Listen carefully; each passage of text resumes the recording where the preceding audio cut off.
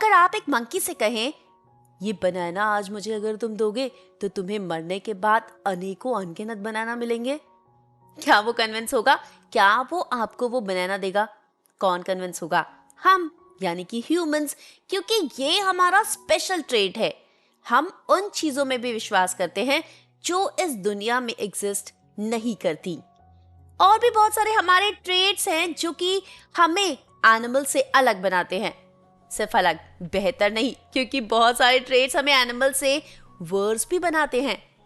Hi everyone, welcome to the channel किसी कहानी किताबें। नाम है निशा और आज एक बहुत ही इंटरेस्टिंग और बहुत ही इंपॉर्टेंट बुक की समरी लेकर आई हूँ। बुक जिसका नाम है sapiens a brief history of human kind. 2011 में इस बुक को लिखा युवल नोआ हरारी ने। ये बुक जो हमें बताती है कि ह्यूमन होना क्या है, जो दुनिया में 3 बड़े रेवोल्यूशंस हुए उनका हम पर और हमारे फेलो ऑर्गेनिजम्स पर क्या असर पड़ा, हमारे अंदर कौन सी स्पेशल क्वालिटीज हैं, क्यों हम फूड चेन के मिडिल से टॉप पर पहुंच गए, और जानते हैं इस दुनिया का सबसे खतरनाक जानवर कौन है? हम, ह्यूमंस। और हम इतने खतरनाक क्यों बन पाए, और हमने इस दुनिया में बहुत सारे डिस्ट्रक्शंस किए हैं। हमारी वजह से बाकी एनिमल्स को बहुत सारे प्रॉब्लम्स झेलने पड़े हैं। वो प्रॉब्लम्स क्या हैं? और सबसे बड़ी बात, हम जो अपने ऊपर इतना गुरूर करते हैं कि हम सबसे स्पेशल हैं, हमारे अंदर दिमाग है और हमारे जैसा कोई नहीं। अगर मैं कहूं कि हमारे 6 और कजिन्स, 6 और भाई बहन 2.5 बिलियन ईयर्स पहले इस दुनिया में एग्जिस्ट करते थे, पर क्यों हम ही स्टैंड आउट हुए? क्या क्वालिटीज थी हमारे अंदर? इस बुक में हमारे पास्ट को इन्वेस्टिगेट किया गया है, हमारे प्रेजेंट को ऑब्जर्व किया गया है और फ्यूचर के बारे में भी देखा गया है। ये बुक, जिसे 4 पार्ट्स में डिवाइड किया गया है, द कॉग्निटिव रेवोल्यूशन जो 70,000 ईयर्स पहले शुरू हुई, द एग्रीकल्चर रेवोल्यूशन जो 12,000 ईयर्स पहले शुरू हुई, यूनिफिकेशन ऑफ ह्यूमन काइंड, और द साइंटिफिक रेवोल्यूशन जो 500 साल पहले शुरू हुई, जो शायद इस दुनिया को अंत कर दे और नए सिरे से शुरू करे। इस वीडियो में हम कवर करेंगे फर्स्ट पार्ट को, the cognitive revolution. 13.5 billion years ago matter, energy, space, time ये सब एक साथ आए और क्या हुआ?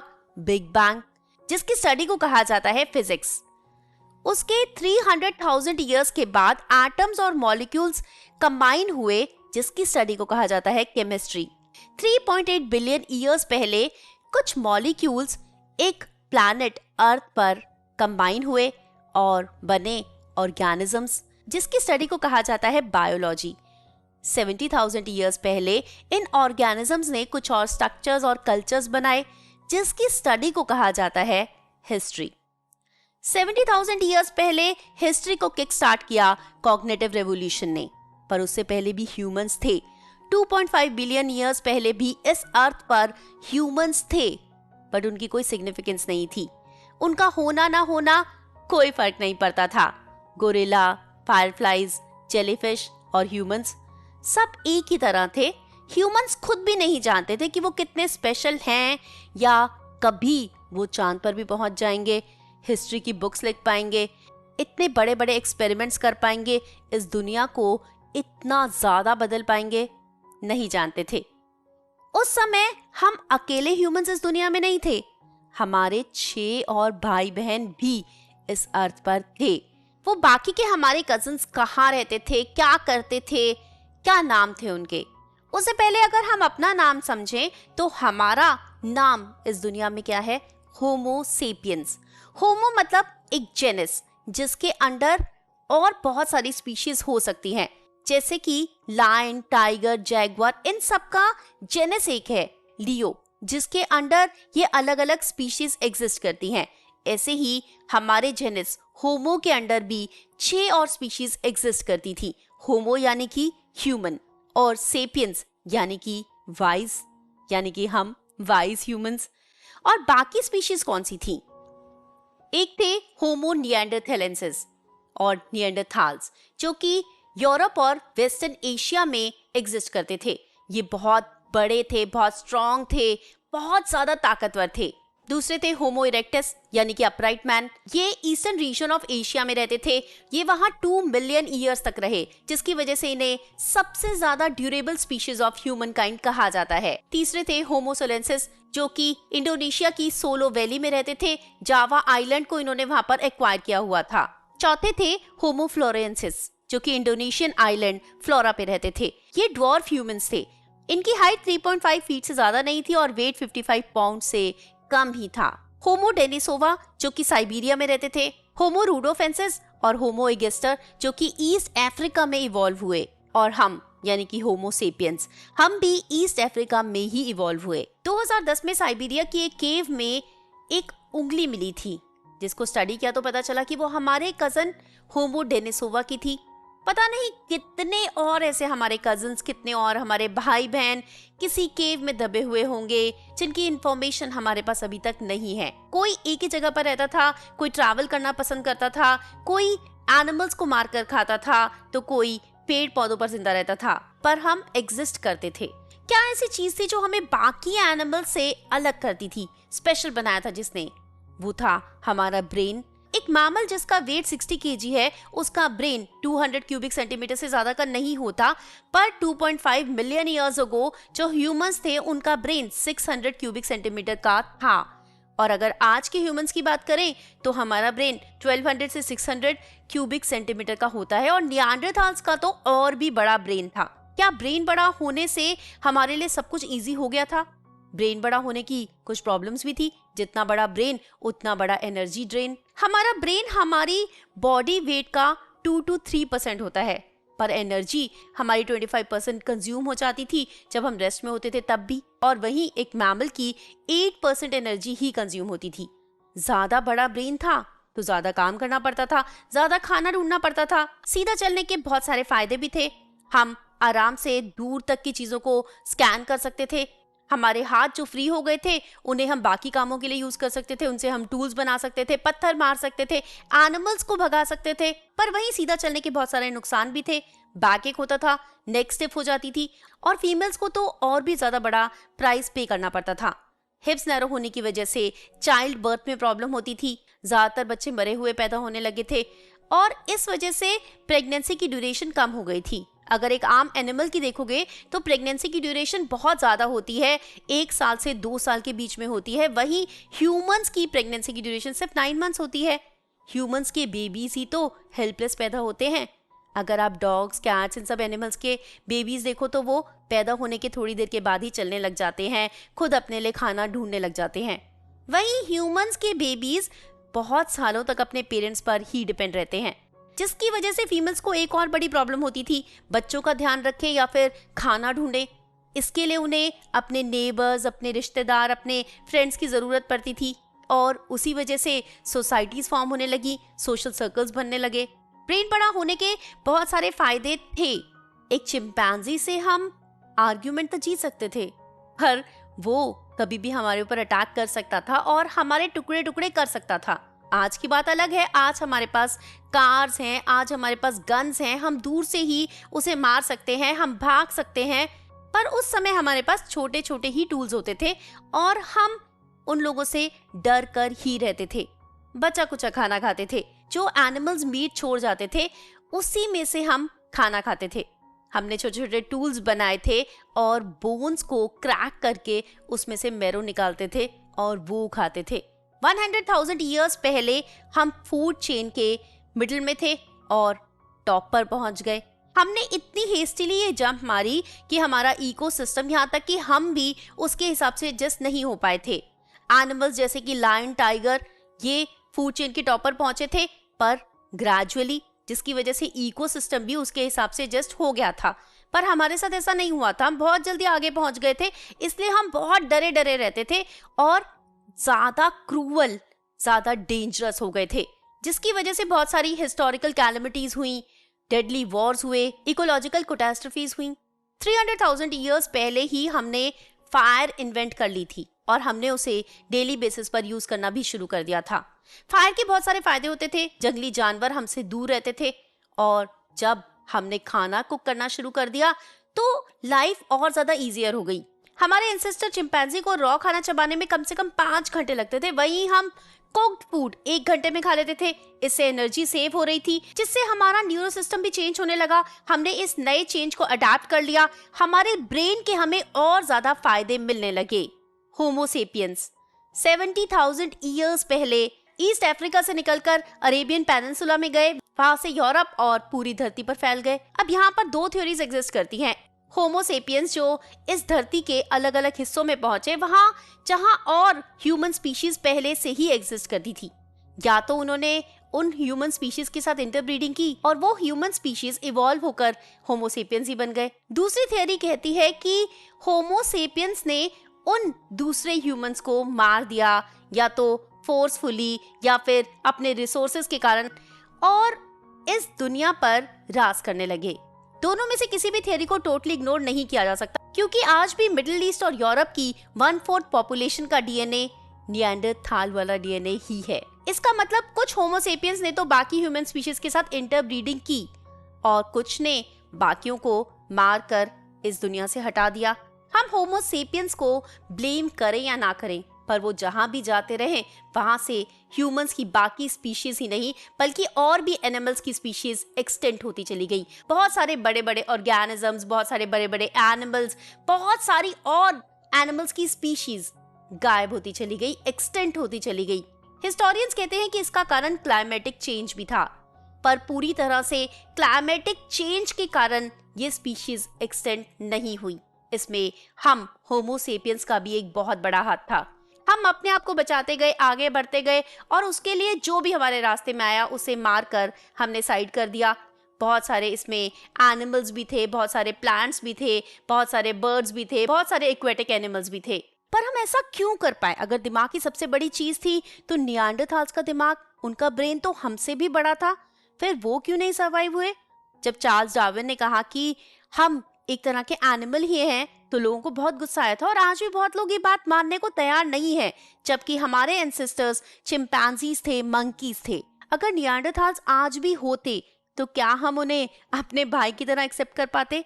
पिछले 10,000 सालों से हम अकेली ही ह्यूमन स्पीशीज हैं, जिसकी वजह से बाकी ह्यूमन स्पीशीज के बारे में हम ना जानना चाहते हैं, ना एक्सेप्ट करना चाहते हैं। होमो सिलेंसिस जो कि 50,000 साल पहले ही एक्सटेंट हो गए, उसके बाद होमो डेनिसोवा। होमो निएंडरथाल्स 30,000 ईयर्स पहले ही एक्सटेंट हो गए थे, और जो डॉर्फ ह्यूमंस थे वो 12,000 साल पहले एक्सटेंट हो गए थे। इसी तरह से बाकी सभी ह्यूमन स्पीशीज एक्सटेंट होती चली गई और हम अकेले ह्यूमन स्पीशीज इस अर्थ पर बचे। कारण क्या था? सिर्फ दिमाग नहीं, कारण था हमारी यूनिक लैंग्वेज, हमारी भाषा, हमारा कन्वर्सेशन, जिससे हम छोटी छोटी बातें भी कन्वर्स कर पाते थे, और हमारे इस स्पेशल फीचर की वजह से ही आज हम इस दुनिया में हैं। निएंडरथाल्स में दिमाग तो बड़ा था, पर उनके अंदर वो स्किल्स नहीं थी, रीजनिंग स्किल्स नहीं थी, कम्युनिकेशन स्किल्स नहीं थी। एक बार 150,000 ईयर्स पहले हम निएंडरथाल्स की टेरिटरी में गए थे, पर तब उन्होंने हमें हरा दिया था। हम वापस लौट आए थे, और उसके बाद और अच्छे टूल्स बनाकर और अच्छी स्ट्रैटेजी के साथ 70,000 ईयर्स पहले गए, और फिर उनको उस जगह से ही नहीं बल्कि अर्थ से ही पूरा हटा दिया। 70,000 ईयर्स पहले जो कॉग्निटिव रेवोल्यूशन हुआ, उसका एक बड़ा कारण हमारी लैंग्वेज था। उसी टाइम में बहुत सारे और चेंजेस भी आए, रिलीजियस चेंजेस भी आए, सोशल चेंजेस भी आए। हमने उसी टाइम में बोर्ड्स बनाना, फाइन टूल्स बनाना, नीडल्स बनाना, कपड़े सिलना, बहुत कुछ सीख लिया था। फिर भी वो बहुत सारे काम जो हम पहले नहीं कर पाए थे, अचानक से 70,000 साल पहले हम वो करने लगे थे। उसका कारण हिस्टोरियंस एक्सीडेंटली हमारे जेनेटिक म्यूटेशन की वायरिंग चेंज हो गई, और हमारी थिंकिंग और ज्यादा बेटर हो गई, हमारी स्ट्रैटेजीज और ज्यादा बेटर हो गई, जिसकी वजह से हम वर्ड को कॉन्कर कर पाए। एनिमल्स के मुकाबले हमारी लैंग्वेज ज्यादा यूनिक भी थी और ज्यादा डिटेल्ड भी थी। एक मंकी दूसरे मंकी को कह सकता है डेंजर, रिवर पर लायन आया था, पर हम इस बात को बहुत डिटेल में बोल सकते हैं, बता सकते हैं कि लायन कितने बजे आया था, कहां पर खड़ा हुआ था, उस समय कौन कौन वहां पर था, और कल किस समय आने की आशंका है। मंकी और बाकी के एनिमल्स इतना ज्यादा कन्वर्स नहीं कर सकते, इतना ज्यादा डिटेल में नहीं बता सकते, और साथ साथ झूठ भी नहीं बोल सकते। हम तो अगर लायन नहीं आया है तब भी कह देते हैं कि लायन आया है वहां पर एनिमल्स मेजरली झूठ नहीं बोलते। तो किसी चीज में तो हुए ना एनिमल्स हमसे बेहतर। आपको आपके पेरेंट्स बोलते होंगे कि गॉसिप नहीं करना चाहिए, गॉसिप करना बुरी बात है, पर ये गॉसिप ही हमारा इतना यूनिक फीचर था जिसकी वजह से हम दुनिया को कॉन्कर कर पाए। अब गॉसिप कितने लोग एक साथ कर पाएंगे? आप क्या सोच रहे हैं कि कोई हिस्टोरियन जब लंच टाइम में बैठता होगा तो वो स्टोन एज या फिर एग्रीकल्चर रेवोल्यूशन की बात करता होगा? नहीं, वो बात वही करता है कि कल मैंने उस लड़की को उसके साथ देखा था, तुझे पता है उसका उसके साथ अफेयर है। इस गॉसिप की वजह से होमो सेपियंस ने सोशलाइज करना शुरू किया और तभी हमें सोशल एनिमल भी कहा जाता है। अब गॉसिप के जरिए आप कितने लोगों को यूनाइट कर पाओगे? मैक्सिमम 100 से 150। इससे ज्यादा लोग तो आप गॉसिप के जरिए यूनाइट नहीं कर सकते, इससे ज्यादा लोगों को एक साथ नहीं ला सकते। अब लार्ज स्केल ह्यूमंस को एक साथ लाना था, उन सबको यूनाइट करना था, वो हम कैसे कर पाए? इमेजिनेशन।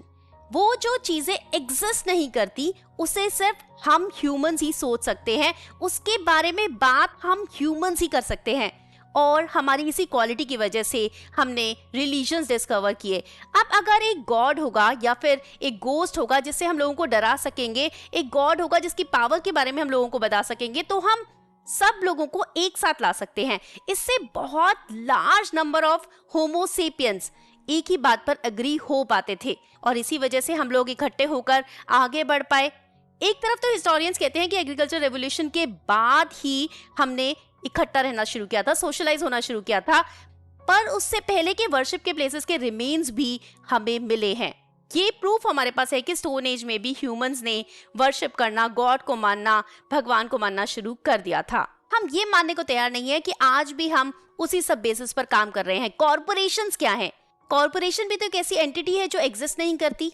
अगर उस कॉर्पोरेशन में काम करने वाले लोग बदल जाएं, खत्म हो जाएं, मर जाएं, तब भी वो कॉर्पोरेशन तो जिंदा रहती है। वो इंडिपेंडेंट होती है उस कंपनी में, उस कॉर्पोरेशन में काम करने वाले लोगों से। कहानियां सुनाना तो आसान है, पर कहानी सुनाकर किसी को कन्विंस करना कितना मुश्किल होता होगा।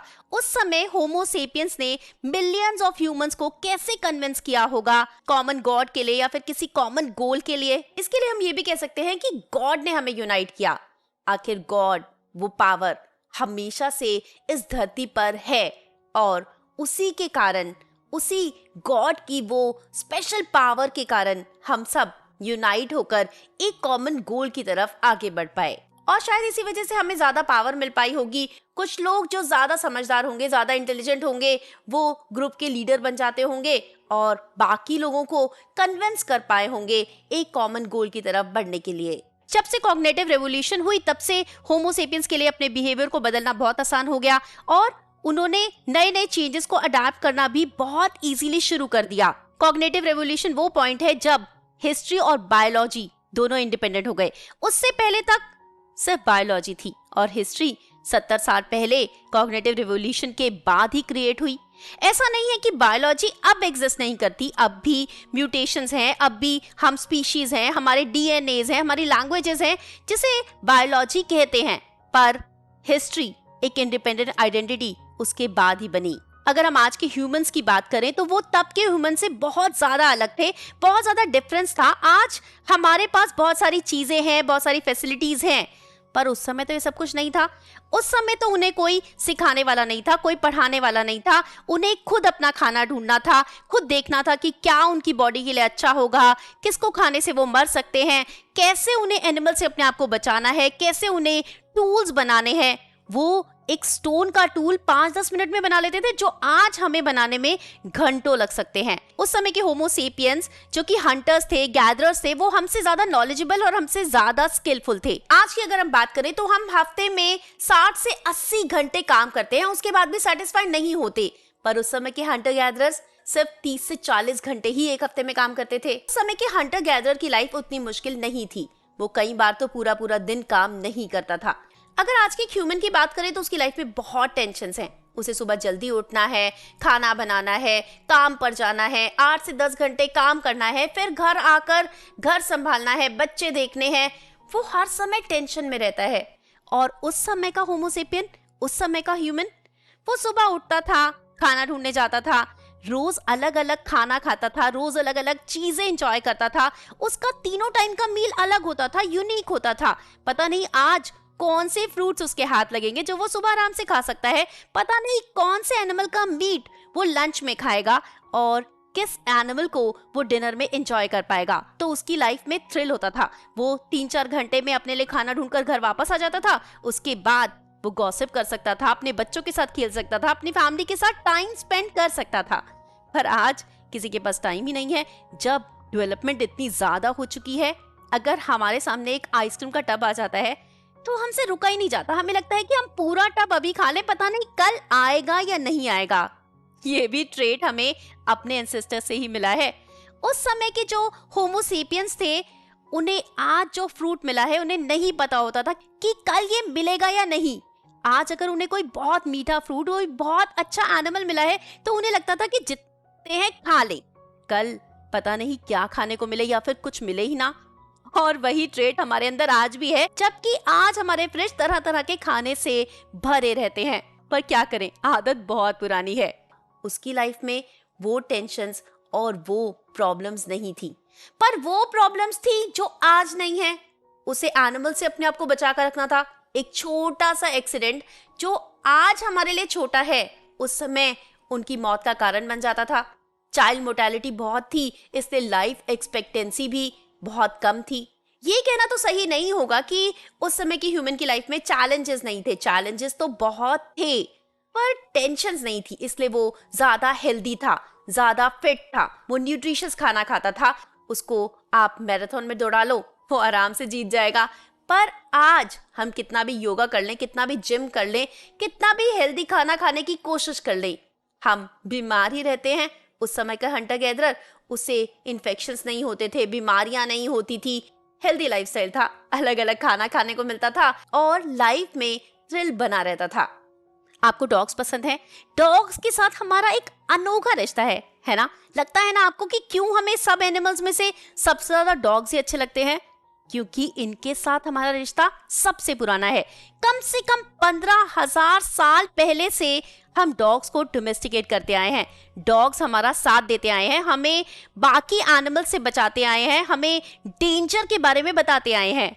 और यही कारण है कि आज तक हमारा और डॉग्स का एक यूनिक रिश्ता है। 45,000 ईयर्स पहले हमने ऑस्ट्रेलिया पर पैर रखा था, जहां और कोई भी ह्यूमन स्पीशीज नहीं जा पाई थी। और हमारे वहां पहुंचते ही हम फूड चेन के टॉप पर पहुंच गए थे। सबसे डेडली और सबसे डेंजरस स्पीशीज बन गए थे अर्थ के। हमारे वहां पैर रखने के कुछ हजार सालों बाद ही वहां ऑस्ट्रेलिया में जो 24 एनिमल्स की स्पीशीज थी जिनका वेट 100 पाउंड से ज्यादा था, उसमें से 23 स्पीशीज एक्सटिंक्ट हो गई थी। हिस्टोरियंस इसका कारण क्लाइमेट चेंज को बताते हैं, पर अगर इसका कारण क्लाइमेट चेंज हो, इसका कारण आइस एज हो, तो जो एक्वेटिक एनिमल्स हैं, जो वाटर में रहने वाले एनिमल्स हैं, उन्हें भी तो फर्क पड़ना चाहिए। पर उस समय के वाटर एनिमल्स की ज्यादा स्पीशीज एक्सटिंक्ट होने का कोई भी प्रमाण हमारे पास नहीं है। ऑस्ट्रेलिया का नक्शा ऐसे बदल गया था कि उसे पहचानना भी मुश्किल था। उस समय जब वहां होमो सेपियंस पहुंचे थे तो वहां के एनिमल्स उनके लिए तैयार नहीं थे, उनके लिए बहुत अजीब था। हो सकता है उन्होंने अपने टूल से उनको मारा या फिर आग से उनको डराया। हो सकता है कि उन्होंने एक बड़ा एरिया ही जलाकर राख कर दिया हो ताकि उन्हें प्लेन लैंड मिल गई हो। जब सेपियंस अमेरिका में पहुंचे तो नॉर्थ अमेरिका की 47 में से 34 स्पीशीज एक्सटेंट हो गई और साउथ अमेरिका की 60 में से 50। होमो सेपियंस ने जब तक बड़े बड़े टूल्स इन्वेंट किए, लिखना सीखा और व्हील इन्वेंट किया, तब तक तो वो प्लैनेट की आधी स्पीशीज को एक्सटेंड कर चुके थे। स्पीशीज के एक्सटेंड होने की पहली और दूसरी वेव के बारे में हम थोड़ा समझ पाते तो शायद तीसरी वेव को आने ना देते। अगर इसी स्पीड से चीजें चलती रही तो जल्दी ही टूना, डॉल्फिन, वेल, शार्क ये सब भी इस प्लैनेट से खत्म हो जाएंगी। तो फिर एक ही डेंजरस एनिमल इस धरती पर बचेगा और वो होंगे हम, यानी कि होमो सेपियंस। और वो डोमेस्टिक एनिमल्स जिनकी हमें जरूरत है, जिन्हें हमें इस्तेमाल करना है। ये होमो सेपियंस क्या खाते थे, कैसी जिंदगी जीते थे, क्या सोचते थे, क्या करते थे, बहुत सारे सवाल हैं जिनके जवाब हमें मिलेंगे नेक्स्ट पार्ट में, जब हम बात करेंगे एग्रीकल्चरल रेवोल्यूशन की। आपको लग रहा है एग्रीकल्चर रेवोल्यूशन एक बहुत अच्छी चीज थी ह्यूमंस के लिए, होमो सेपियंस के लिए? नहीं, वो एक ट्रैप था। कैसे? ये हम जानेंगे नेक्स्ट वीक। उम्मीद करती हूँ कि इस बुक की समरी को सुनने में आपको बहुत मजा आ रहा होगा, बहुत सारी इंटरेस्टिंग चीजें पता चली होंगी, बहुत सारी ऐसी बातें जो आप नहीं जानते थे।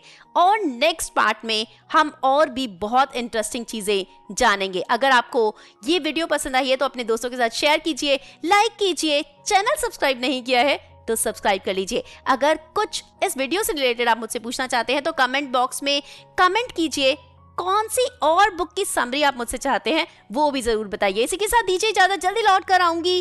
Till then stay happy, keep smiling and keep waiting for me. Bye bye, take care.